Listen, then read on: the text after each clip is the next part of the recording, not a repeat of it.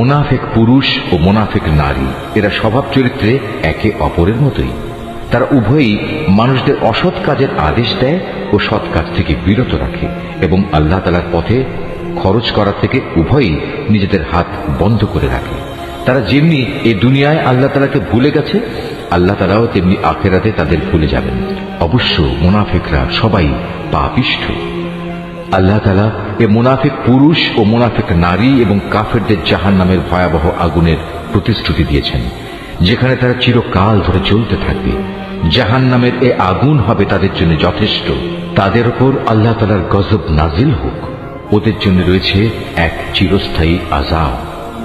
তোমরা ঠিক তাদেরই মতো যারা তোমাদের আগে এখানে প্রতিষ্ঠিত ছিল।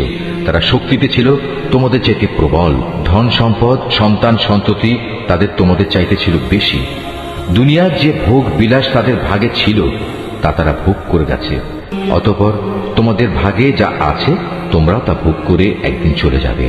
যেমনি করে তোমাদের আগের লোকেরা তাদের যে পরিমাণ ভোগ করা ছিল তা শেষ করে চলে গেছে। তারা যেমন অনর্থক কাজকর্মে ডুবে থাকত, তোমরাও তেমনি অর্থহীন কথাবার্তায় ডুবে আছো।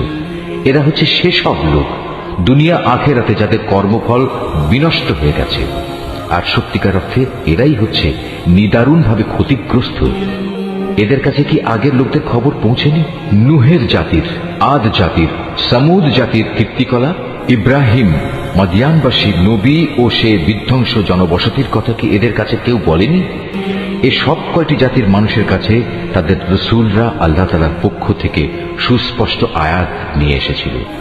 নবী না পাঠিয়ে কাউকে আযাব দেবেন এমন অবিচার তো আল্লাহ তাআলা তাদের উপর কখনো করতে পারেন না। বস্তুত তারা নিজেরাই নিজেদের উপর জুলুম করেছে। অপরদিকে মোমেন পুরুষ ও মোমেন নারীরা হচ্ছে একে অপরের বন্ধু। এরা অন্য মানুষকে ন্যায় কাজের আদেশ দেয়, অন্যায় কাজ থেকে বিরত রাখে। তারা নামাজ প্রতিষ্ঠা করে, যাকাত আদায় করে, জীবনের সব কাজে আল্লাহ তাআলা ও তার রসুলের বিধানের অনুসরণ করে। এরাই হচ্ছে সেসব মানুষ যাদের উপর আল্লাহ তাআলা অচিরেই তার রহমত নাজিল করবেন। অবশ্যই আল্লাহ তাআলা পরাক্রমশালী, কুশলী। এ ধরনের মোমেন পুরুষ ও মোমেন নারীদের আল্লাহ তাআলা এমন এক সুরম্য জান্নাতের প্রতিশ্রুতি দিচ্ছেন যার তলদেশ দিয়ে ঝর্ণাধারা প্রবাহমান থাকবে, যেখানে তারা চিরদিন অবস্থান করবে। চিরস্থায়ী জান্নাতে তাদের জন্য সুন্দর সুন্দর বাসস্থানের ব্যবস্থা থাকবে। সেদিনের সবচেয়ে বড় নিয়ামত হবে বান্দার প্রতি আল্লাহ তাআলার সন্তোষ। এটাই হবে সেদিনের সবচেয়ে বড় সাফল্য। হে নবী, কাফের ও মুনাফিকদের বিরুদ্ধে জিহাদে অবতীর্ণ হও। ওদের প্রতি কঠোরতা অবলম্বন করো, কেননা এদের চূড়ান্ত আবাসস্থল হবে জাহান্নাম। এটি বড়ই নিকৃষ্ট স্থান। এরা আল্লাহর নামে কসম করে বলে কুফরি শব্দ এরা বলেনি। আসলে এরা কুফরি শব্দ বলেছে এবং তাদের ইসলাম গ্রহণের পরেই তারা তা অস্বীকার করেছে। এরা এমন এক কাজে সংকল্প করেছিল যা তারা করতে পারেনি। এর পরেও তাদের প্রতিশোধ নেয়ার এছাড়া আর কি কারণ থাকতে পারে? আল্লাহ ও তার রসুল নিজ অনুগ্রহ দিয়ে তাদের ধনশালী করে দিয়েছিলেন। এখনো যদি এ লোকেরা আল্লাহ তাআলার কাছে তওবা করে তাহলে এটা তাদের জন্যই ভালো হবে। আর যদি তারা সত্য থেকে মুখ ফিরিয়ে নেয় তাহলে আল্লাহ তাআলা দুনিয়া আখিরাত উভয় স্থানেই তাদের কঠিন আযাব দেবেন এবং উপরন্তু এ জমিনে তারা কখনো কোনো বন্ধু কিংবা সাহায্যকারী পাবে না।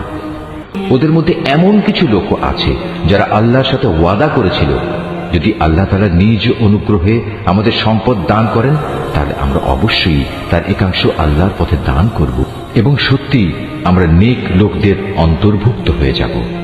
অতঃপর যখন আল্লাহ তাআলা নিজ অনুগ্রহের ভান্ডার থেকে তাদের ধন সম্পদ দান করলেন, তখন তারা দানের বদলে কার্পণ্য করতে শুরু করল এবং আল্লাহ তাআলাকে দেয়া ওয়াদা থেকে তার গোঁড়ামির সাথেই ফিরে এলো। অতঃপর আল্লাহ তাআলা তাদের অন্তরে মুনাফিকি বদ্ধমূল করে দিলেন সেদিন পর্যন্ত যেদিন তারা আল্লাহ তাআলার সাথে সাক্ষাৎ করবে। এটা এ কারণে এরা আল্লাহ তাআলার কাছে যে ওয়াদা করেছিল তা ভঙ্গ করেছে।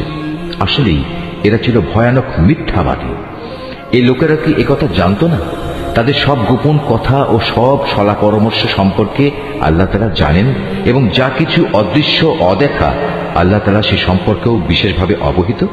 আল্লাহ তাআলা তাদের ব্যাপারেও সম্যক অবগত আছেন, যারা সেসব ইমানদার ব্যক্তিদের দোষারোপ করে, যারা আন্তরিক নিষ্ঠা ও আগ্রহের সাথে আল্লাহ তাআলার পথে দান করে এবং যারা দান করার মতো নিজেদের পরিশ্রম লব্ধ সামান্য কিছু সম্পদ ছাড়া কিছুই পায় না। এসব মুমিনের সাথে মুনাফিকদের এ দলের লোকেরা হাসি ঠাট্টা করে। এই বিদ্রুপকারীদের স্বয়ং আল্লাহ তাআলাও বিদ্রুপ করতে থাকেন। পরকালে তাদের জন্য রয়েছে কঠিন আযাব। হে নবী, এমন লোকদের জন্য তুমি আল্লাহ তাআলার কাছে ক্ষমা প্রার্থনা করো আর না করো, দুটোই সমান।